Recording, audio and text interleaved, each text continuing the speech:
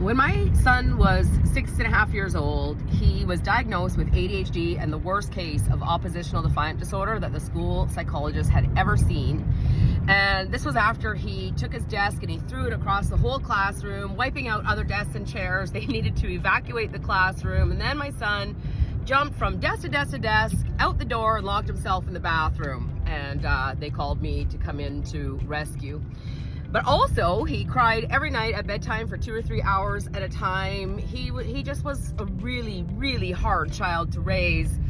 And I searched for solutions. And at the time, this was back in 2010, and there was nothing except for medicate him or put him into therapy. But I had already gone through that with my oldest son, who was then 12 at the time. And I put him on a drug called Concerta. And after a couple of months, he had about 4 or 5 days of pills left and was like, "Mom, I need my pills." And he was not supposed to become addicted to these. They were supposed to enter his system in the morning and leave at night.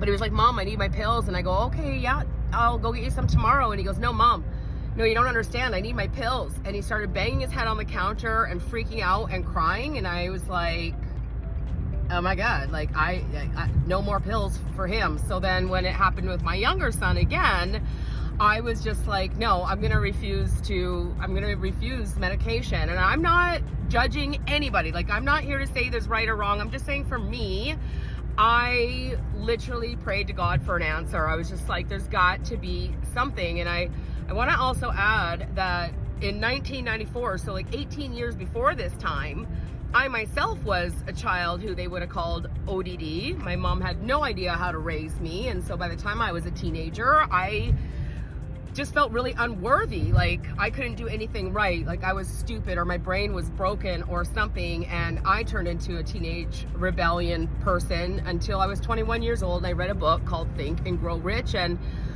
that book taught me that no matter who you are, you could set a goal and you could create a plan to achieve a goal. Like, every single person in history who created the world that we live in today, none of them had a formal education. And that was so empowering to me. I was like, yes, but I'm going to find a way to empower all the kids by the time they're 12 years old. And so fast forward 18 years, there I was in fetal position, living a nightmare with a battlefield going on in my home, and absolutely no solutions. I had read all the books, watched Super Nanny, listened to the therapist, and nothing really helped to get my kids to cooperate. Like, even when my son was on Concerta, he said it did help him with school somewhat, but it didn't help at home. Like, it didn't help with his behavior at all.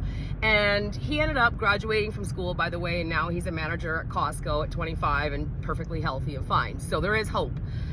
So anyways, I ended up, after completely giving up being a mom, I was completely hopeless. I thought maybe being a grandma was going to be easier, but I promise you that's not easy either, because most of our clients, or a lot of our clients, are actually grandmas raising their grandkids. So that wasn't going to suffice either. So anyway, I ended up meeting a gentleman by the name of Thomas Leota, who I later married. He's now my business partner. If you see our profile, there's Bonnie and Tom Leota.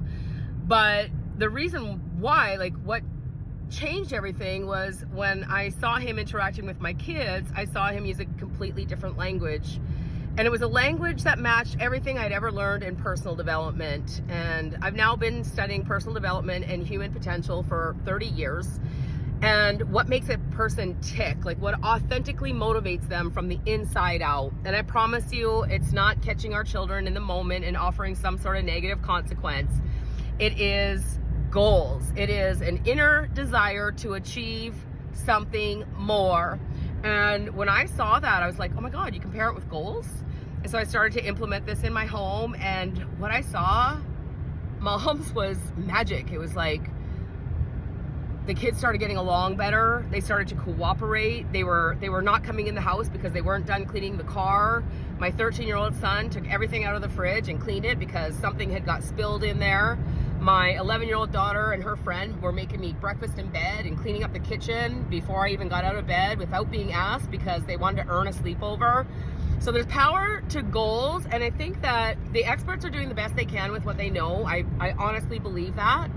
But when you look at the principles of success, they're not included in any parenting other than creating champions for life. And I've been now doing my due diligence on this, looking for any goal type, personal driven parenting for the last 13 years since I found Creating Champions for Life, and there is still nothing, which is why we're here sharing this message with you. So I just want to breathe life into you, give you some hope that there is a way to turn oppositional defiant disorder, ADHD, conduct disorder, anxiety, depression, like there is a way to get to the positive spectrum where happiness resides, joy resides, love resides, harmony resides, peace resides.